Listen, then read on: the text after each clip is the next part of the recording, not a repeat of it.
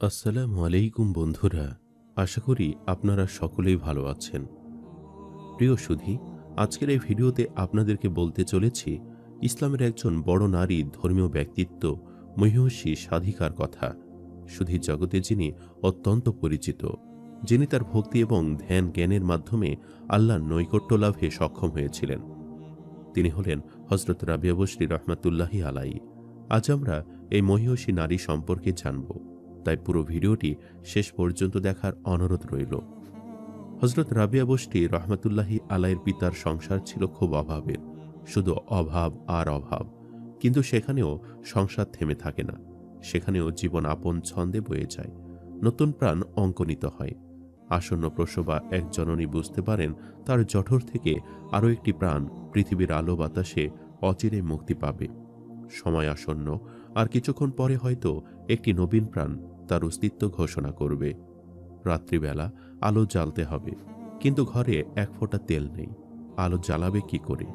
তিনি স্বামীকে এক পড়শির ঘর থেকে খানিকটা তেল ধার করে আনতে বললেন, কিন্তু এর আগে তিনি প্রতিজ্ঞা করেছেন কোনো লোকের কাছে ধার করবেন না। কিন্তু আজ আর স্ত্রীর অবস্থা উপলব্ধি করে অনিচ্ছা সত্ত্বেও ওই প্রতিবেশীর বাড়িতে গেলেন তেল ধার করতে। স্ত্রীর জন্য তিনি প্রতিজ্ঞা ভাঙলেন, কিন্তু কাজ হলো না। ধার দেওয়া তো দূরের কথা, প্রতিবেশী বাড়ির দরজা পর্যন্ত খুলল না। নিরাশ হয়ে তিনি ফিরে এলেন। তারপর একসময় যে চোখ দুটি পানিতে ভাসছিল তা বুঝে এলো তন্দ্রায়। আর তিনি স্বপ্ন দেখলেন রাসূলুল্লাহ এসে তাকে সান্ত্বনা দিচ্ছেন, কেঁদো না, দুঃখ করো না। আল্লাহর ইচ্ছায় তুমি এক অসাধারণ কন্যার পিতা হতে চলেছ। ভবিষ্যতে সে এক অন্যতম মহিষী নারী হবে, জান্নাতের অগ্রবর্তিনীদের অন্যতম হবে। তার সুপারিশে আমার ৭০,০০০ পাপী উম্মত মুক্তি পাবে। স্বপ্নযোগে রাসূল করিম সাল্লাল্লাহু আলাইহি সাল্লাম তাকে বসরার আমির ঈশার নিকট যেতে বললেন। এক টুকরো কাগজে কয়েকটি কথা লিখে নিতেও বললেন। কথাগুলি হলো, হে আমির, তুমি প্রতি রাতে শোবার সময় ১০০ বার দরুদ শরীফ পাঠ করে থাকো, আর জুমার রাতে পড়ো ৪০০ বার। আর যেহেতু গত জুমায় দরুদ পাঠ করনি, অতএব ক্ষতিপূরণ স্বরূপ ৪০০ দিরহাম দান করে দাও। ঘুম ভেঙে গেল। এই আশ্চর্য স্বপ্ন দেখে তিনি জেগে উঠলেন, আর স্বপ্নের নির্দেশ মতে একখানি কাগজে রাসূলুল্লাহ সাল্লাল্লাহু আলাইহি সাল্লামের কথাগুলি লিখে নিলেন। পরদিন ভোরে একটি লোক মারফত সে বাণীলিপি পাঠিয়েছিলেন বসরার আমিরের কাছে। লিপি পড়ে বসরার আমির ঈশা অবাক। মহানবী সাল্লাল্লাহু আলাইহি সাল্লামের মূল্যবান উপদেশের কৃতজ্ঞতা স্বরূপ তিনি ১০,০০০ দিরহাম দিন দুঃখীদের দান করলেন। আর যার মাধ্যমে রাসূলুল্লাহ সাল্লাল্লাহু আলাইহি সাল্লামের অমূল্য বাণী লাভ করেছেন, তার জন্য ৪০০ দিনার আলাদা করে রাখলেন। পরে একদিন নিজেই দিনারগুলি নিয়ে গেলেন তার সঙ্গে দেখা করতে। যথাসময়ে তার সঙ্গে দেখা হলো বসরার আমির ঈশার। দিনারগুলি তার হাতে তুলে দিয়ে বললেন, আপনার যখন যা দরকার হবে দয়া করে আমাকে জানাবেন, কোনো সংকোচ করবেন না, আমি তার ব্যবস্থা করব। রাসূলুল্লাহ সাল্লাল্লাহু আলাইহি সাল্লামের স্বপ্ন প্রদত্ত বাণী বৃথা যায়নি। অভাব পীড়িত অতি দরিদ্র মানুষটি সত্যি এক মহিমান্বিত কন্যা রত্ন লাভ করলেন। এই কন্যায় রমণীকুল শিরোমণি মহাতাপসী হযরত রাবিয়া বসরি রহমাতুল্লাহি আলাইহি। এক দরিদ্র জীর্ণ পরিবারে নিষ্প্রদীপ কুটিরে আলো ফুল হয়ে ফুটলেন। তার আলোক প্রভায় সুভাষে শুধু সে কুটিরই নয়, তমসাচ্ছন্ন পৃথিবীর যাবতীয় অন্ধকার দূর হয়ে গেল। ইরাকের বসরা নগরীতে এক দরিদ্র পল্লীতে জন্ম হয়েছিল এই ধর্মভীরু হযরত রাবিয়া বসরি রহমাতুল্লাহি আলাইহির। হযরত রাবিয়া বসরির জন্ম তারিখ নিয়ে বহু মতভেদ রয়েছে। তিনি ৯৫ হিজরি মতান্তরে ৯৯ হিজরির ৭১৯ খ্রিস্টাব্দের কাছাকাছি সময়ে ইরাকের বসরা নগরীতে জন্মগ্রহণ করেন। তার পিতার নাম ইসমাইল এবং মাতার নাম মাইফুল। তারা দরিদ্র ছিলেন বটে, তবে পরম ধার্মিক ও আল্লাহ ভক্ত ছিলেন। রাবিয়া বসরি ছিলেন নম্র, ভদ্র ও সংযমী। সেই সঙ্গে প্রখর বুদ্ধিমত্তার অধিকারিণী ছিলেন তিনি। সবসময় গভীর চিন্তায় ধ্যানমগ্ন হয়ে যেতেন। রাগ, হিংসা, অহংকার তার চরিত্রকে কখনো কলুষিত করতে পারেনি। মোট কথা, আল্লাহর একজন প্রকৃত অলি হওয়ার জন্য যা যা গুণাবলী থাকা প্রয়োজন, সকল গুণের অধিকারিণী ছিলেন হযরত রাবিয়া বসরি রহমাতুল্লাহি আলাইহি। হযরত রাবিয়া বসরি রহমাতুল্লাহি আলাইহি সকল বিপদ আপদকে পরীক্ষা হিসেবে গ্রহণ করতেন। আর কেনই বা মনে করবেন না, কারণ এই জগতে যারাই আল্লাহর বন্ধু হতে চেয়েছেন, তাদের ইমানের কঠিন অগ্নি পরীক্ষা দিতে হয়েছে।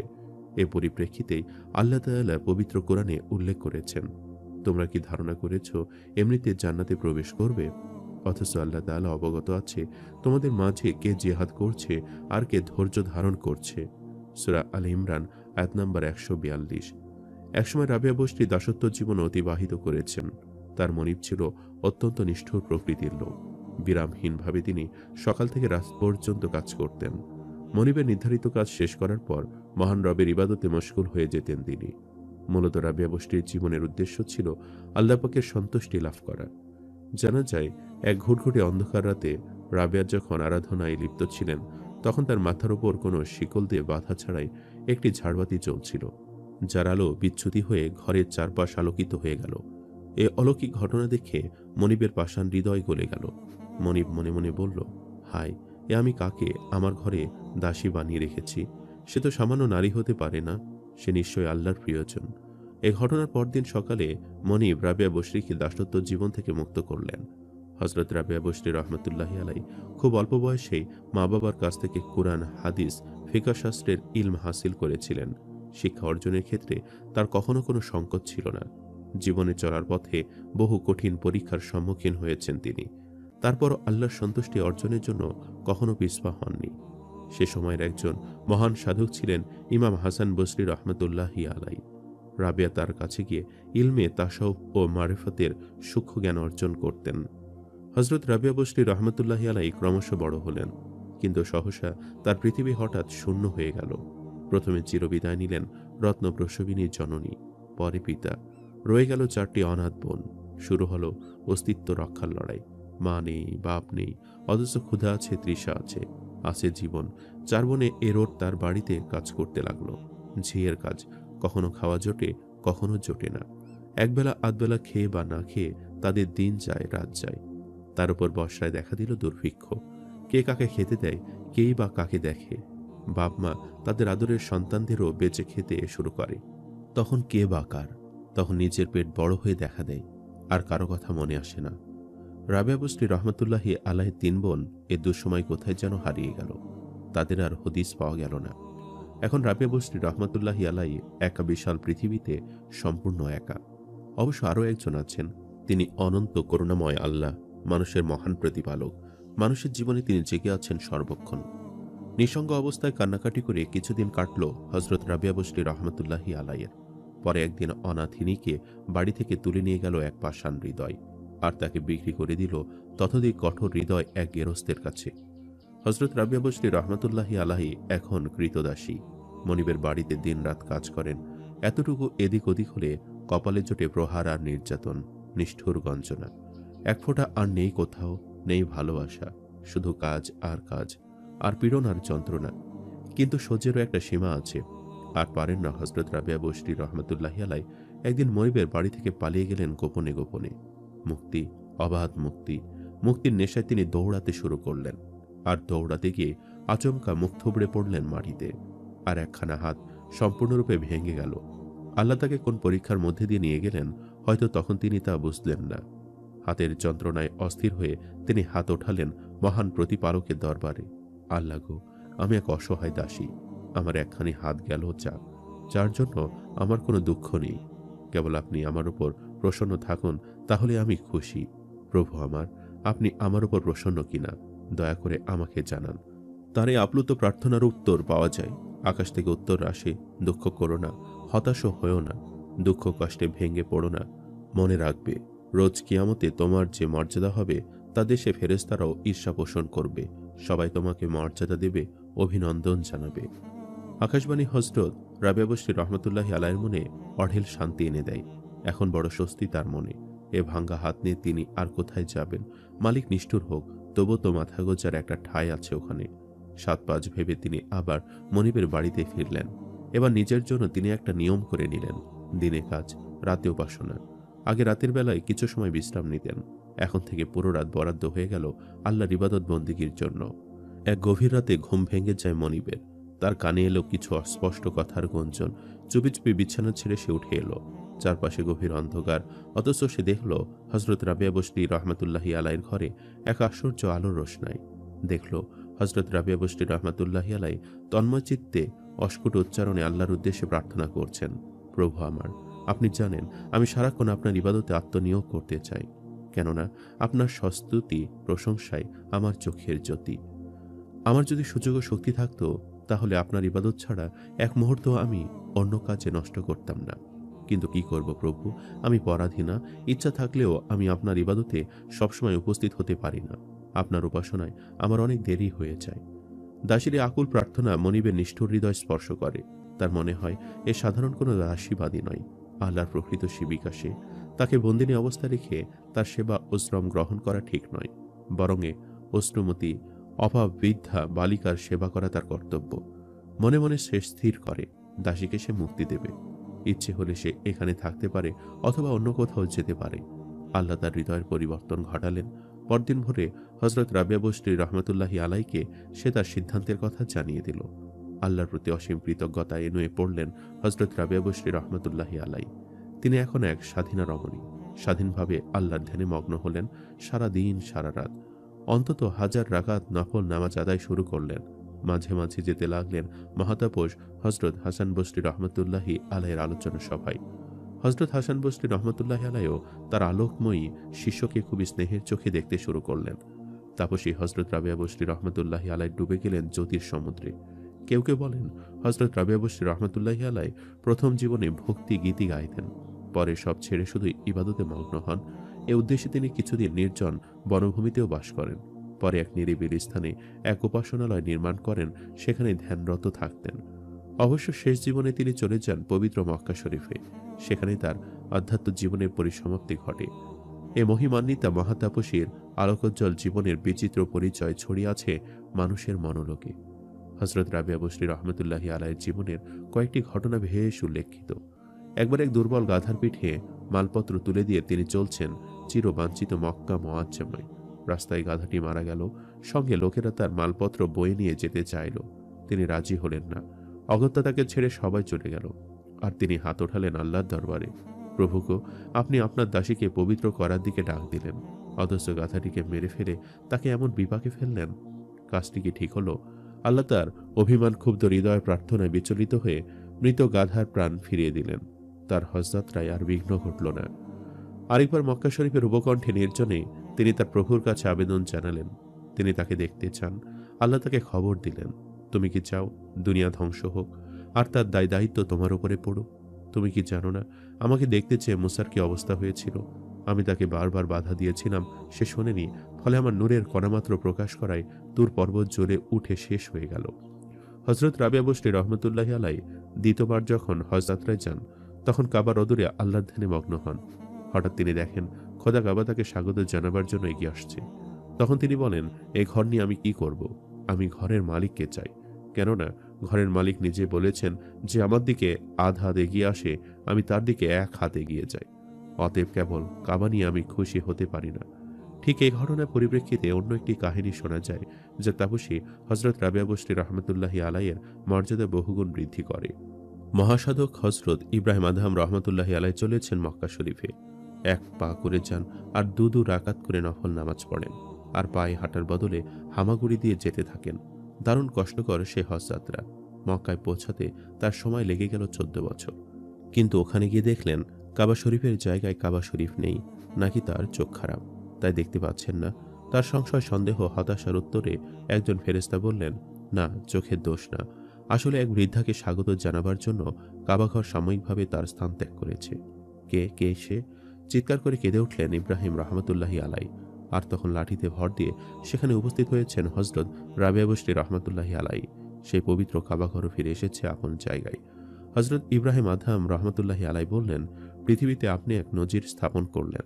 হজরত রাবিয়া বসরি রহমতুল্লাহি আলাই বললেন, আপনি তো পথে নামাজ পড়তে পড়তে 14 বছর লাগিয়ে দিলেন, আর দিব্যি হেসে খেলে এখানে এসে হাজির হয়েছি। নজির স্থাপন করল কে? আমি না, আপনি। আল্লাহর প্রিয়জনদের ও রহস্যময় সংলাপের অর্থ একমাত্র আল্লাহই জানেন। আল্লাহর উদ্দেশ্যে তাপসী হজরত রাবিয়া বসরি রহমতুল্লাহি আলাইয়ের প্রার্থনা। কোনো ত্রুটি বিচ্যুতির কারণে আল্লাহ যদি তার হজ কবুল না করেন, তাহলে সেটি তার পক্ষে চরম বিপদ স্বরূপ। সে বিপদের পূর্ণ অর্জনের সৌভাগ্য যেন তার হয়। অতঃপর হজ সম্পূর্ণ করে তিনি বসরায় ফিরে আসেন। পরবর্তী 1 বছর গভীর সাধনায় মগ্ন থেকে আবার হজের ইচ্ছা করেন। মনে মনে ঠিক করেন, গতবার কাবা তাকে সম্মান জানিয়েছে, এবার তিনি তাকে সম্মান জানাবেন। পরবর্তী ঘটনা বর্ণনা করেছেন হজরত ফার্মাদি রহমতুল্লাহি আলাই। তিনি বলেন, এবার বসরার এক বনাঞ্চল থেকে হামাগুড়ি দিয়ে তিনি হজযাত্রায় বেরিয়ে পড়েন আর দীর্ঘ 7 বছর কৃচ্ছ সাধনার পর আরাফাতের ময়দানে পৌঁছান। তখন এক দৈব বাণী হয়, তুমি যদি চাও তবে তোমার কৃচ্ছ সাধনার পুরস্কার স্বরূপ আমি এখনই আমার নূরের এক ঝলক দেখাই। হযরত রাবিয়া বসরি রহমতুল্লাহি আলাই বলেন, না প্রভু, আমি নূরের তাজাল্লি দেখার যোগ্য নই। আমি দারিদ্র চাই, দারিদ্র আমার ক্রোধ ও দুর্ভিক্ষ স্বরূপ। আসমানি স্বর তরঙ্গায়িত হয়, অবশ্য যদি ওই প্রেমিক ও আমার মধ্যে এক চুলো ব্যবধান না থাকে, তবে সে কথা আলাদা। আল্লাহর প্রতি তার কি অবিচল আস্থা ছিল, একটি ঘটনার বিবরণ থেকে তাই স্পষ্ট হয়। একদিন দুজন দরবেশ এলেন তার সঙ্গে দেখা করতে। দুজনেই ক্ষুধার্ত, কিন্তু ঘরে মাত্র 2খানা রুটি। হযরত রাবিয়া বসরি রহমতুল্লাহি আলাই তাই এনে দিলেন অতিথিদের সামনে। ঠিক তখনই দরজায় এক ভিক্ষুক, সেও কিছু খেতে চায়। তাপসী হযরত রাবিয়া বসরি রহমতুল্লাহি আলাই রুটি 2খানা তুলে এনে তাকেই দিলেন। বলা বাহুল্য, এতে অতিথিরা অসন্তুষ্ট হলেন। কিন্তু কিছুক্ষণ পরে অন্য বাড়ির এক দাসী এক গোছা রুটিও মাংস এনে রাবিয়া বসরি রহমতুল্লাহি আলাইকে দিলেন। তিনি গুনে দেখলেন রুটি রয়েছে 18খানা। দাসীকে বললেন, তোমার ভুল হয়েছে, উনি অন্য কারোর জন্য রুটি পাঠিয়েছেন, আমার জন্য নয়। দাসী বলল, না, আমার ভুল হয়নি, এগুলি আপনার জন্যই। কিন্তু হযরত রাবিয়া বসরি রহমতুল্লাহি আলাই তা মানবেন না। রুটি ফিরিয়ে দিলেন। যে গৃহকর্ত্রী রুটি দিয়েছিলেন তিনি দাসীর মুখে বিবরণ শুনে আরো 2খানি রুটি দিয়ে আবারও তাকে পাঠালেন। এবারে রুটির সংখ্যা 20, আর আপত্তি উঠল না। প্রসন্ন চিত্রে হযরত রাবিয়া বসরি রহমতুল্লাহি আলাই অতিথিদের আপ্যায়িত করলেন। তার এই আচরণের রহস্য কোথায়? অতিথিরা কৌতূহলী হয়ে উঠলেন। রহস্য উদ্ঘাটন করে তিনি জানালেন, মাত্র 2খানা রুটিতে 2জন দরবেশের হতো না। এজন্য তিনি বড় অস্বস্তিতে ছিলেন। হয়তো আল্লাহ তার অন্তরের অস্বস্তি উপলব্ধি করে ওই ভিক্ষুককে পাঠান, আর তিনি রুটি 2খানা তাকেই দান করেন। একটি দানের বদলে আল্লাহ 10 গুণ দেন। আল্লাহর এই প্রতিশ্রুতির উপর অবিচল আস্থা রেখে অতিথি আপ্যায়নের পুরো দায়িত্ব তিনি আল্লাহর উপরে ন্যস্ত করেন। দাসী যখন প্রথমে 18খানা রুটি এনে দিল, তখন তিনি বুঝলেন এ তার জন্য নয়, কেননা তিনি যখন 2খানা রুটি দিয়েছেন তখন তিনি পাবেন তার 10 গুণ, অর্থাৎ 10 দুগুণে 20খানা। তাই তখন তিনি রুটি ফেরত দেন। দ্বিতীয় দফায় অবশ্য 20খানা রুটি এলো, আর তিনি তা গ্রহণ করলেন। নিশ্চিন্তে বিষয় বিমূঢ় দরবেশ অতিথিরা নির্বাক হয়ে গেলেন। সত্যি কথা বলতে কি, একজন নারী যে আল্লাহ সুবহানাহু ওয়া তাআলাকে কি প্রচণ্ড রকমভাবে ভালোবাসতে পারে, ওনার জীবনী দেখলেই তা বোঝা যায়। হাসান বসরি, সুফিয়ান শাওরি, ইব্রাহিম বিন আদহাম, জুন্নুন মিশরি রহমতুল্লাহি আলাইহি প্রমুখ স্বনামধন্য সুফিরা ওনার কাছ থেকে ইসলাম নিয়ে আলোচনা করার জন্য আসতেন। ওনারা একসাথে ইসলামের অনেক গভীর রোহানিয়াত তত্ত্ব নিয়ে আলোচনা করতেন। তাপসী রাবিয়া বসরি রহমতুল্লাহি আলাই একবার বলেছিলেন, আমার ইচ্ছা হয় আগুন দিয়ে জান্নাত পুড়িয়ে দেই আর পানি দ্বারা জাহান্নামের আগুনকে নিভিয়ে দেই, যেন মানুষ কখনো জান্নাতের লোভে বা জাহান্নামের ভয়ে আল্লাহ সুবহানাহু ওয়া তাআলার ইবাদত না করে। উনি আরেকবার মোনাজাতের সময় বলেছিলেন, হে আল্লাহ সুবহানাহু ওয়া তাআলা, আমি যদি জান্নাতের লোভে তোমার ইবাদত করি, তাহলে আমি যেন কখনোই জান্নাতে না যাই। আর আমি যদি জাহান্নামের ভয়ে তোমার ইবাদত করি, তাহলে আমার ঠিকানা আখিরাতে যেন জাহান্নাম হয়। কিন্তু আল্লাহ, আমি যদি শুধু তোমার ভালোবাসায় তোমার ইবাদত করি, তাহলে আমি যেন কখনোই আখিরাতে তোমার শাশ্বত রূপ মাধুরী থেকে এক মুহূর্ত বঞ্চিত না হই। হে আমার প্রভু, এ জগতে আমার তাকদিরে যা আছে তা তুমি তোমার শত্রুদেরকে দিয়ে দাও, আর আখিরাতে আমার তাকদিরে তুমি যা রেখেছ তা তুমি তোমার মুমিন বান্দাদেরকে দিয়ে দাও। পরকালে আমার জন্য শুধু তুমিই যথেষ্ট। একবার হাসান বসরি ওনাকে জিজ্ঞেস করে, আচ্ছা রাবেয়া, আল্লাহর প্রতি ভালোবাসা কি জিনিস? তখন রাবেয়া বসরি রহমতুল্লাহি আলাই উত্তর দিল, সৃষ্টির আদি হইতে অন্ত পর্যন্ত উহা বিদ্যমান থাকিবে, এবং 18,000 মাখলুকাতের মধ্যে যে কেউ উহার এক ফোঁটা পান করিয়াছে, সে খোদার সহিত মিলিত হয়ে আত্মবিস্মৃত হয়ে গেছে। তারপর হাসান বসরি ওনাকে জিজ্ঞাসা করে, আচ্ছা রাবেয়া, তুমি এই উচ্চ মর্তবা কিভাবে লাভ করলে? তখন রাবেয়া বসরি রহমতুল্লাহি আলাই উত্তর দিল, নিজের সমুদয় বস্তু তাহার মধ্যে বিলিয়ে দিয়ে। তারপর হাসান বসরি ওনাকে জিজ্ঞেস করে, আচ্ছা রাবেয়া, তুমি তাহাকে কিভাবে জানলে? তখন রাবেয়া বসরি রহমতুল্লাহি আলাই উত্তর দিল, হাসান, আপনি আল্লাহ সুবহানাহু ওয়া তাআলাকে তর্ক বিতর্ক দ্বারা জানিয়াছেন, আর আমি বিনা বাক্য ব্যয়ে শুধু আমার ভালোবাসা দ্বারা তাহাকে জানিয়াছি ও চিনিয়াছি। তারপর হাসান বসরি ওনাকে জিজ্ঞেস করে, আচ্ছা রাবেয়া, তুমি বিয়ে করছো না কেন?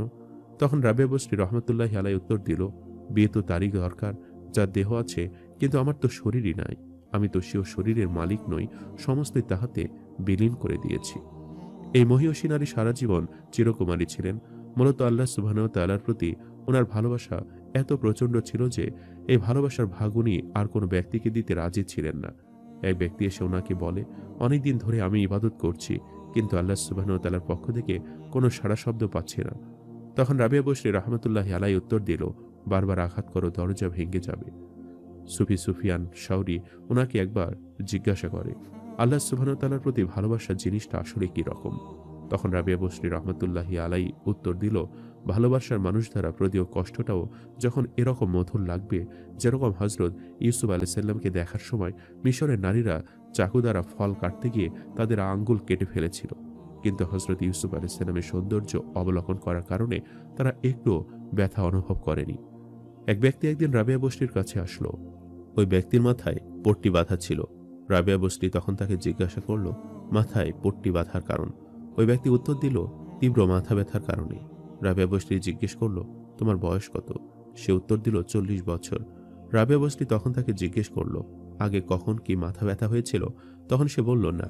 তখন রাবিয়া বসরি বললেন, দীর্ঘ 40 বছর আল্লাহ তোমাকে ভালো রাখলো, আর আজকে সামান্য একটু মাথা ব্যথার কারণে আল্লাহর প্রতি অসন্তুষ্টি দেখিয়ে মাথায় পট্টি বেঁধে ফেললে? মৃত্যুসজ্জায় ওনার ভক্তরা ওনাকে চিকিৎসা করাতে চাইলে উনি ভক্তদেরকে বললেন, চিকিৎসকই আমাকে অসুস্থ করেছে। ইরাকের বসরা নগরী গোলাপ ফুলের জন্য জগৎ বিখ্যাত ছিল, আর এই বসরা নগরীতে রোহানিয়াত জগতের সবচেয়ে চমৎকার ফুলটা ফুটেছিল। তাপসী রাবিয়া বসরি রহমতুল্লাহি আলাইহির জীবনীর ইরানের সুফি ফরিদ আল দিনাত্তার ওনার মৃত্যুর পর বলেছিলেন, রোহানিয়াত জগতের এক পেয়ালা পানি পান করে যেখানে আমরা নিজেদেরকে স্থির রাখতে পারি না, আর সেইখানে রাবিয়া বসরি রহমতুল্লাহি আলাই রোহানিয়াত জগতের সমুদ্র পরিমাণ পানি ধারণ করে কিভাবে নিজেকে স্থির রাখতেন তা শুধু আল্লাহ সুবহানাহু ওয়া তাআলাই ভালো জানেন। একদিন হজরত রাবিয়া বসরি রহমতুল্লাহি আলাই এসেছেন হজরত হাসান বসরি রহমতুল্লাহি আলাইয়ের বাড়িতে। তিনি তখন কাঁদছেন, প্রবল কান্না। রাবিয়া বসরি রহমতুল্লাহি আলাই বললেন, এই কান্না যদি অকৃত্রিম হয় খুব ভালো কথা, কিন্তু যদি কৃত্রিমতা থাকে তাহলে কান্নার অতলে আপনি হারিয়ে যাবেন, তাকে আর খুঁজে পাওয়া যাবে না। হজরত রাবিয়া বসরি রহমতুল্লাহি আলাইয়ের কথায় হজরত হাসান বসরি রহমতুল্লাহি আলাই আহত হলেন, কোনো উত্তর না দিয়ে চুপ করে রইলেন। আরও একদিন হজরত রাবিয়া বসরি রহমতুল্লাহি আলাই ফোরাত নদীকূলে ধ্যানরতা। হজরত হাসান বসরি রহমতুল্লাহি আলাইকে সেখানে উপস্থিত হলেন। তাপসীর ধ্যান ভাঙলে দুজনের মধ্যে কিছু কথাবার্তা হয়। একসময় হজরত হাসান বসরি রহমতুল্লাহি আলাই নদীর পানির ওপর তার জায়নামাজ বিছিয়ে বললেন, এসো নামাজ পড়ি। তাপসী হজরত রাবিয়া বসরি রহমতুল্লাহি আলাই বললেন, হজরত, এটা যদি আপনার লোক দেখানো হয় তো খুব ভালো কথা, আর তা যদি না হয় তাহলে আসুন আমরা শুনে নামাজ পড়ি। এ বলে তিনি শূন্যে তার জায়নামাজ পেতে দিলেন। হজরত হাসান বসরি রহমতুল্লাহি আলাই মনে মনে নিজেকে অতি ক্ষুদ্র মনে করলেন। হজরত রাবিয়া বসরি রহমতুল্লাহি আলাই তার অবস্থা অনুধাবন করে বললেন, আপনি যা দেখালেন তা এমন কিছু নয়, সামান্য মাছ ও তা পারে, আর আমি যা দেখালাম তা তুচ্ছ মাছিও পারে, আসল কাজ কিন্তু এর অনেক উপরে। তার সম্পর্কে হজরত হাসান বসরি রহমতুল্লাহি আলাই বলেন, একবার আত্মসাধনা নানা জটিল তত্ত্ব নিয়ে তার সঙ্গে আমার অহরাত্র আলোচনা হয়, কিন্তু মুহূর্তের জন্যে ও আমার যেমন মনে হয়নি যে আমি একজন পুরুষ, তেমনি তারও মনে হয়নি সে একজন মহিলা। বিদায় নেবার সময় মনে হলো আমি অতি তুচ্ছ একটি লোক, আর সে বিশুদ্ধ এক তাপসী। তার বিশুদ্ধতা সম্পর্কে হজরত হাসান বসরি রহমতুল্লাহি আলাইয়ের মনে কোনো সংশয় ছিল না। এক রাতে তিনি একদল অনুগামী সহ হজরত রাবিয়া বসরি রহমতুল্লাহি আলাইয়ের বাসভবনে যান। তার বাড়িতে আলোর ব্যবস্থা ছিল না, কিন্তু হজরত রাবিয়া বসরি রহমতুল্লাহি আলাই জানতেন হজরত হাসান বসরি রহমতুল্লাহি আলাইয়ের আলোর দরকার। তাই তিনি তার একটি আঙ্গুলে দম দিলেন, আর আঙ্গুলটি উদ্ভাসিত হয়ে আলো দিতে লাগলো। হাসান বসরি রহমতুল্লাহি আলাইয়ের শিষ্যগণ সবিস্ময় বলে উঠলেন, এটা কি করে সম্ভব হলো? তাপসী হজরত রাবিয়া বসরি রহমতুল্লাহি আলাই তার উত্তর দিতে গেলেন, কিন্তু তার আগে হজরত হাসান বসরি রহমতুল্লাহি আলাই বললেন, যিনি রাসূলুল্লাহ সাল্লাল্লাহু আলাইহি সাল্লামের একান্ত অনুগত তার পক্ষে এসব কাজ কিছুই নয়। আল্লাহ নবীদের দ্বারা যদি মুজিজা প্রকাশ পায় তাহলে আল্লাহর আউলিয়াদের দ্বারা অলৌকিক কাণ্ড হতে পারে, তাতে অবাক হওয়ার কি আছে? একবার হজরত রাবিয়া বসরি রহমতুল্লাহি আলাই হজরত হাসান বসরি রহমতুল্লাহি আলাইয়ের কাছে 3টি উপহার পাঠিয়ে সেগুলির প্রতীকী তাৎপর্য ব্যাখ্যা করেন। উপহার 3টি হল মোম, সূচ ও এক গাছি চুল। তার কথা ছিল, মোমের মতো আলো দিয়ে বিগলিত হতে হবে, সূচের মতো সবসময় মানুষের কাজে লাগতে হবে, আর এসব করতে করতে নিজেকে চুলের চেয়ে ও ক্ষীণতর করে তুলতে হবে, তবে উদ্দেশ্য সফল হবে। হজরত হাসান বসরি রহমতুল্লাহি আলাই প্রশ্ন করলেন, তুমি এত উচ্চ মর্যাদার অধিকারিণী হলে কিভাবে? হজরত রাবিয়া বসরি রহমতুল্লাহি আলাইয়ের উত্তর, সবকিছু আল্লাহতে সমর্পণ করে দিয়ে। তাকে জানলে ও চিনলে কি করে? হজরত রাবিয়া বসরি রহমতুল্লাহি আলাই বললেন, আপনি তাকে চিনেছেন যুক্তি তর্কের মাধ্যমে, কিন্তু আমি তার সন্ধান পেয়েছি বিনা বাক্য ব্যয়। হযরত হাসান বসরি রহমতুল্লাহি আলাইহি তার কাছে মারিফতের শিক্ষা সম্পর্কে জানতে চাইলে তিনি বলেন, কয়েকটি টুপি সেলাই করে আমি বিক্রি করি, আর দুটি মুদ্রা পাই। একটি নিই ডান হাতে, অন্যটি বাম হাতে। দুটিকে একই হাতে ধারণ করি না। তা করলে হয়তো মুদ্রা সঞ্চয়ের দিকে মনটা ঝুঁকে যেতে পারে, আর তা হতে পারে আমার পথভ্রষ্টতার কারণ। এভাবে আমি আমার প্রবৃত্তির ওপর জয়ী হয়েছি। অর্থাৎ তিনি সরাসরি আল্লাহর কাছ থেকে মারিফতের শিক্ষা লাভ করেন, কোনো মানুষের মাধ্যমে নয়। আসলে রাবিয়া ছিলেন খুবই দরিদ্র পরিবারের মেয়ে। তিনি ছিলেন তার পরিবারের চতুর্থ কন্যা। ইতিহাসের একজন বড় ধর্মীয় ব্যক্তিত্ব ছিলেন রাবিয়া বসরি রহমাতুল্লাহি আলাইহি। আসলে তিনি ইতিহাস জুড়ে মুসলমানদের দ্বারা সম্মানিত একটি উদাহরণ স্থাপন করেছেন। রাবিয়া বসরি এবং তাদের পরিবার প্রচুর দরিদ্র হলেও তারা ছিল পরম ধার্মিক। রাবিয়া ছিলেন নম্র ভদ্র প্রকৃতির। একজন আল্লাহর একজন প্রকৃত ওলি হওয়ার জন্য যা যা গুণাবলী থাকার প্রয়োজন তার সমস্ত রকমই রাবিয়া বসরির মধ্যে ছিল। ছোট থেকে রাবিয়া প্রখর বুদ্ধিমত্তার অধিকারী, এছাড়া সবসময় একটি গভীর চিন্তাধারায় ধ্যানমগ্ন হয়ে যেতেন। রাবিয়া বসরির পরিবার এতটাই দরিদ্র ছিল যে বাড়িতে প্রদীপ জ্বালানোর মতো তেল থাকতো না। এছাড়াও কাপড় মরানোর মতো কাপড়ও ছিল না। রাবিয়া বসরির মা তার স্বামীকে প্রতিবেশীর কাছ থেকে কিছু তেল ধার করতে বলেছিল। তার মা কিন্তু রাবিয়ার বাবা জীবনে সংকল্প করেছিলেন যে ঈশ্বর ছাড়া কারো কাছে তিনি কিছু চাইবেন না। এইরূপ সংকল্প করার দরুন সে প্রতিবেশী দরজায় যাওয়ার ভান করে খালি হাতে বাড়ি ফিরে আসে। রাতে মোহাম্মদ সাল্লাল্লাহু আলাইহি সাল্লাম তাকে স্বপ্ন দেখা দিয়ে বলেন, আপনার নবজাত কন্যা প্রভুর প্রিয় এবং অনেক মুসলমানকে সঠিক পথে নিয়ে যাবে। আপনি বছর আর আমিরের কাছে যান এবং তাকে একটি চিঠি পেশ করুন। তাকে এই বার্তাটি লেখা উচিত, আপনি পবিত্র দরুদ প্রতি রাতে 100 বার এবং প্রতি বৃহস্পতিবার রাতে 400 বার পাঠ করুন। যেহেতু আপনি গত বৃহস্পতিবার নিয়ম পালন করতে ব্যর্থ হয়েছেন, তাই আপনাকে 400 দিনার জরিমানা দিতে হবে। রাবিয়া বসরিকে রাগ, হিংসা, অহংকার কোনো কিছুই তার চরিত্রকে কলুষিত করতে পারেনি। রাবিয়া তার জীবনের বিপদ আপদগুলিকে কখনোই ভয় পেতেন না, বরং তিনি পরীক্ষা হিসেবে সেগুলিকে গ্রহণ করতেন। বিপদ আপদগুলিকে কখনোই ভয় পেতেন না, বরং তিনি পরীক্ষা হিসেবে সেগুলিকে গ্রহণ করতেন। রাবিয়া বসরির যে মনিবের কাছে কাজ করতেন সে ছিল প্রচুর নিষ্ঠুর প্রকৃতির লোক। তাকে সকাল থেকে সন্ধ্যা পর্যন্ত বিরামহীনভাবে কাজ করাত। মনিবের নির্ধারিত কাজ শেষ করার পর মহান রবের ইবাদতে মশগুল হয়ে যেতেন রাবিয়া বসরি রহমতুল্লাহি আলাইহি। তার মূলত উদ্দেশ্য ছিল আল্লাহ পাকের সন্তুষ্টি লাভ করা। একদিন রাবিয়া বসরির সাথে একটি আশ্চর্যজনক ঘটনা ঘটে। যখন সে আরাধনায় লিপ্ত ছিলেন তখন তার মাথার উপর কোনো শিকল দিয়ে বাঁধা ছাড়াই একটি ঝাড়বাতি উপরে জ্বলতে দেখা গিয়েছিল। সেই ঝাড়বাতিটির আলো বিচলিত হয়ে ঘরের চারপাশে আলোকিত করে তুলেছিল এবং মনে মনে বলল, হায়, এ আমি কাকে আমার ঘরে দাসী বানিয়ে রেখেছি? এ তো সামান্য মেয়ে হতে পারে না, এ হলো আল্লাহর প্রিয়জন। এরূপ ঘটনা ঘটার পরে মনিব তার পরের দিন সকালে রাবিয়া বসরিকে দাসত্ব জীবন থেকে মুক্তি দিয়ে দেন। রাবিয়া বসরি তার জীবনে অনেক লেখাপড়ার সুযোগ না পেলেও খুব অল্প বয়সেই মা বাবার কাছ থেকে কোরআন, হাদিস, ফিকহ শাস্ত্রের জ্ঞান অর্জন করে যোগ্য হয়ে ওঠেন। আসলে ছোট থেকে রাবিয়া বসরির মধ্যে জ্ঞান অর্জনের ক্ষেত্রে কখনো পিছপা হননি। তৎকালীন সময়ে একজন মহান সাধক ইমাম হাসান বসরির কাছে গিয়ে ইলমে, তাসাউফ ও মারিফতের সূক্ষ্ম জ্ঞান অর্জন করেন। পরবর্তীতে রাবিয়া একজন কবি হিসেবে পরিচিতি লাভ করেন। খুব অল্প বয়সে রাবিয়া বসরির পিতার মৃত্যুর পর থেকে রাবিয়ার পরিবারে নেমে আসে আরও অভাব অনটন। তিনি তার বোনদের থেকে বিচ্ছিন্ন হয়ে গিয়েছিলেন এবং আল্লাহর প্রতি প্রার্থনা করতে মরুভূমিতে চলে গিয়েছিলেন। একজন তপস্বী হিসেবে অর্ধ নির্জন জীবন যাপন করতে শুরু করলেন রাবিয়া। রাবিয়া বসরিকে প্রায়শই সাধু নারীদের রানী হিসেবে উল্লেখ করা হয়। রাবিয়া বছরে ঈশ্বরের প্রতি বিশুদ্ধ নিঃস্বার্থ ভালোবাসার জন্য পরিচিত ছিলেন। তিনি প্রার্থনা করলেন, হে প্রভু, আমি যদি নরকের ভয়ে তোমার উপাসনা করি তবে আমাকে জাহান্নামে পুড়িয়ে দাও। যদি আমি জান্নাত কামনা করার কারণে তোমার ইবাদত করি তাহলে আমাকে জান্নাত থেকে বাদ দাও। কিন্তু আমি যদি শুধু তোমারই জন্য তোমার উপাসনা করি তবে তোমার অনন্ত সৌন্দর্যকে অস্বীকার করো না। আসলে এ রাবিয়া বসরি ছিলেন ইসলামের ইতিহাসে সবচেয়ে বিখ্যাত এবং প্রভাবশালী ত্যাগী মহিলা, যিনি চরমপূর্ণ এবং ধার্মিকতার জন্য বিখ্যাত। একজন নিবেদিত তপস্বী তাকে জিজ্ঞাসা করেছিলেন যে কেন তিনি দিন রাত উভয় সময় 1000 প্রণাম করেন। তিনি উত্তরে জানিয়েছিলেন যে আমি এর জন্য কোনো প্রতিদান চাই না, আমি এটা করি যাতে আল্লাহ রাসূল সাল্লাল্লাহু আলাইহি সাল্লাম কিয়ামতের দিনে এতে আনন্দিত হন এবং নবীদেরকে বলবেন, একজন মহিলার বিষয় খেয়াল করুন, আমার সম্প্রদায় সম্পন্ন করেছে। রাবিয়া বসরি তার আত্মত্যাগ এবং ঈশ্বরের ভক্তি তীব্র ছিল। তিনি ঈশ্বরের নিকটবর্তী হওয়ার জন্য তার জীবনকে উৎসর্গ করেছিলেন। রাবিয়া বসরি, যিনি ঐশ্বরিক প্রেমের মতবাদকে উপস্থাপন করেছিলেন এবং ব্যাপকভাবে প্রাথমিক ত্যাগীদের মধ্যে সবচেয়ে গুরুত্বপূর্ণ বলে বিবেচিত হয়, এমন একটি ধার্মিকতার পদ্ধতি যা শেষ পর্যন্ত সুফিবাদ হিসেবে চিহ্নিত হবে। অনেক পণ্ডিতদের মতে রাবিয়ার শিক্ষা ধর্মীয় জগতে স্থায়ী প্রভাব ফেলেছিল। রাবিয়া বসরি ঈশ্বরের প্রতি শক্তিশালী প্রেম এবং তার জীবন উৎসর্গ করার জন্য প্রচুর পরিমাণে সুপরিচিত ছিলেন। শুধুমাত্র রাবিয়া আধ্যাত্মিক নির্দেশনার জন্যই নয়, বরং তার নৈতিকতার জন্য অনেকের কাছে প্রিয় ছিলেন। ঈশ্বরের প্রতি তার ভক্তির যথেষ্ট পরিমাণে ছিল। সবচেয়ে উল্লেখযোগ্য গুণাবলীর মধ্যে তার মধ্যে ছিল নম্রতা এবং ব্রহ্মচর্য।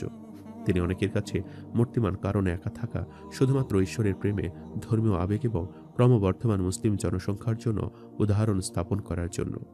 রাবিয়া বসরিকে ইসলামিক প্রেমের রহস্যবাদের প্রতিষ্ঠাতা হিসাবে মনে করা হয়। বসরির মরিময় সহ রাবিয়ার শিষ্যদের একটি বৃত্ত রয়েছে, যেখানে তিনি তার শিষ্যদের পাশাপাশি উদীয়মান মুসলমানদের ইসলামীয় ধর্ম এর পরামর্শ দিতেন। এছাড়াও সুফি অনুশীলনও করাতেন। যদিও শারীরিক অবশিষ্ট কিছুই নেই, তবু তার আশেপাশে মানুষের জীবনে তার প্রভাব এখনও তার সম্পর্কে বলা গল্পগুলি দেখা যায়। রাবিয়া বসরির অন্যান্য নামগুলো হলো রাবিয়া আল মুসমাইয়া, রাবিয়া আল আদাবিয়া, রাবিয়া আল কাশিয়া। আদাবিয়া নামটি তার বংশকে বোঝায় এবং কাশিয়া নামটি তার গোত্রকে বোঝায়। তার জীবনে ঘটে যাওয়া বেশ কিছু বিরল ঘটনার মধ্যে আরেকটি ঘটনা হলো এমন। একবার রাবিয়া বসরি তার এক হাতে আগুনের পাত্র এবং অন্য হাতে এক বালতি জল নিয়ে রাস্তায় দৌড়াতে দেখা যায়। যখন তাকে জিজ্ঞাসা করা হয়েছিল যে তিনি কি করতে চাচ্ছেন, তিনি বলেন যে আমি জাহান্নামের আগুন নিভিয়ে দিতে চাই, জান্নাতে পুরস্কারগুলো পুড়ে ফেলতে চাই। এই সমস্ত জিনিসগুলো আল্লাহর পথে বাধা দেয়। আমি শাস্তির ভয় বা প্রতিশ্রুতির জন্য ইবাদত করতে চাই না। হযরত রাবিয়া বসরি রহমতুল্লাহি আলাইহির প্রার্থনা ছিল গভীর। হযরত রাবিয়া বসরি রহমতুল্লাহি আলাইহির প্রার্থনা ছিল খুবই নিগূঢ় ও বাঞ্ছনাধর্মী। যেমন তিনি বলতেন, প্রভু গো, বিচার দিবসে আপনি যদি আমাকে জাহান্নামে নিক্ষেপ করেন, তাহলে আমি আপনার এমন এক গোপন রহস্য ফাঁস করব, যাতে জাহান্নাম আমার থেকে 1000 বছরের পর দূরে পালিয়ে যাবে। তার প্রার্থনা সরল কিন্তু সংকেতময়। তিনি বলতেন, প্রভু আমার, এ জগতে আমার জন্য যা রেখেছেন তা আপনার শত্রুদের দিয়ে দিন, আর ওই জগতে আমার জন্য যা নির্দিষ্ট তা আপনার মিত্রদের দান করুন। আমি ওসবের প্রত্যাশী নই, আমার জন্য আপনি যথেষ্ট। জাহান্নামের ভয়ে আমি যদি আপনার উপাসনা করি, তাহলে আপনি আমাকে জাহান্নামে ছুড়ে দিন। আর জান্নাতের আশায় যদি আপনার ইবাদত করে থাকি, তাহলে আমাকে তা থেকে বঞ্চিত করুন। আর যদি শুধু আপনার উদ্দেশ্যে ইবাদত করে থাকি, তাহলে দয়া করে আমাকে আপনার চিরসন্তুষ্টি দান করুন। আপনার দিদার থেকে আমি যেন বঞ্চিত না হই। তার প্রার্থনার অতলস্পর্শী আবেদন মানুষের মর্মমূল কাঁপিয়ে দেয়। আপনি যদি জাহান্নামে নিক্ষেপ করেন, তাহলে আমি আর্তচিৎকার করে বলবো, প্রভু গো, আমি তো আপনাকে ভালোবাসতাম। তারপরেও কি সে প্রিয় বন্ধু তার বন্ধুর সাথে এরূপ ব্যবহার করে? এ প্রার্থনার উত্তরে তিনি শুনতে পান, তুমি আমার উপর এমন ভ্রান্ত ধারণা পোষণ করো না। তুমি আমার সেই বন্ধুদের অন্তর্ভুক্ত হবে যারা রোজ কিয়ামতে আমার সঙ্গে কথা বলবে। কি আপ্লুত উচ্চারণ তার! প্রভু গো, এ জগতে আমার একমাত্র ইচ্ছা ও কাজ আপনাকে স্মরণ করা ও স্মরণে রাখা, আর পরকালে আপনার দিদারের প্রত্যাশা। প্রভু আমার, একমাত্র আপনি আমার কামনা ও লক্ষ্য। আমার হৃদয়কে আপনি আপনার সংস্পর্শে রাখুন, আর আমার দুর্বল নামাজকে কবুল করুন। অবশেষে একদিন তার প্রভুর ডাক এলো। আসন্ন হয়ে উঠল জগৎ ও জীবন থেকে বিদায় নেবার পালা। তার অন্তিম শয্যার পাশে ছুটে এলেন কত বিশুদ্ধ হৃদয় মানুষ। হযরত রাবিয়া বসরি রহমতুল্লাহি আলাইহি তাদের বললেন, আপনারা দয়া করে আল্লাহর দূতগণের জন্য জায়গা করে দিন। তারা আসছেন। তারা কথা সবাই বাহিরে চলে গেলেন, আর ঘরের দরজা বন্ধ করা হলো। বাহিরে দাঁড়িয়ে তারা শুনতে পেলেন, হে পবিত্র আত্মা, তোমার প্রভু থেকে সানন্দে প্রত্যাবর্তন করো। কিছুক্ষণ স্তব্ধতা পরে সবাই যখন তার ঘরে এলেন আবার, তখন দেখা গেল হযরত রাবিয়া বসরি রহমতুল্লাহি আলাইহির প্রাণহীন দেহ পড়ে আছে। শেষ উপাসনা শেষ করে তিনি যেন চিরনিদ্রায় শায়িত। এক নিষ্প্রদীপ আলোয় রাত্রির অন্ধকারে তিনি এসেছিলেন, আর আজ মানুষের জন্য এক আলোর ভুবন রচনা করে চলে গেলেন তার মহিমাময় প্রভু ও প্রেমাস্পদের কাছে। আল্লাহর বিধিবিধানের এতটুকু ব্যত্যয় ঘটেনি তার জীবনে। আল্লাহ সন্তুষ্টি ও সংস্পর্শ ছাড়া অন্য কোনো ইচ্ছার অনুবর্তী হননি কোনোদিন। মৃত্যুর পর তাকে এক শুভ্র হৃদয় স্বপ্নে দেখেন। তাকে প্রশ্ন করা হয়, কবরে মুনকির নাকির আপনাকে কি প্রশ্ন করেন, আর আপনি বা তার কি উত্তর দেন? তিনি বলেন, তারা জিজ্ঞেস করে বলেন, আপনার প্রভুকে? আমি বলেছিলাম, দয়া করে আপনারা আল্লাহর কাছে ফিরে গিয়ে আমার এই কথাগুলো তাকে বলুন যে জগতে এত লোক থাকা সত্ত্বেও আপনি এ অবলা দাসীকে ভুলবেন না। আমি তো আপনাকে ছাড়া আর কাউকে বন্ধু বলে জানি না। তা সত্ত্বেও আপনি কিভাবে অন্যকে পাঠিয়ে জিজ্ঞেস করছেন, বলো তোমার প্রতিপালককে। কত আলোকোজ্জ্বল মানুষ তার পবিত্র কবর জিয়ারতে গেছেন, আর উজ্জ্বলতর হয়েছেন আরো। একদিন তার কবরের পাশে দাঁড়িয়ে হযরত আসলাম রহমতুল্লাহি আলাইহি ও হযরত নিজামী তুসি রহমতুল্লাহি আলাইহি জিজ্ঞেস করেছেন, হে তাপসী রাবিয়া বসরি, আপনি তো গর্ব করতেন ইহকাল ও পরকাল থেকে মুক্তি লাভ করেছেন। এখন বলুন, আপনি কি অবস্থায় রয়েছেন? উত্তর এলো, আমি ইহকালে যা দেখেছি এবং এখনো যা দেখছি, আপনাদের ভাগ্যেও যেন তাই হয়। সম্মানিত দর্শক, ভিডিওটি আপনাদের কাছে কেমন লেগেছে তা আমাদের কমেন্ট করে অবশ্যই জানাবেন। আর সবাই আমাদের সাথেই থাকবেন। আজ তাহলে এই পর্যন্তই। আপনারা ভালো থাকবেন, সুস্থ থাকবেন। আল্লাহ হাফেজ।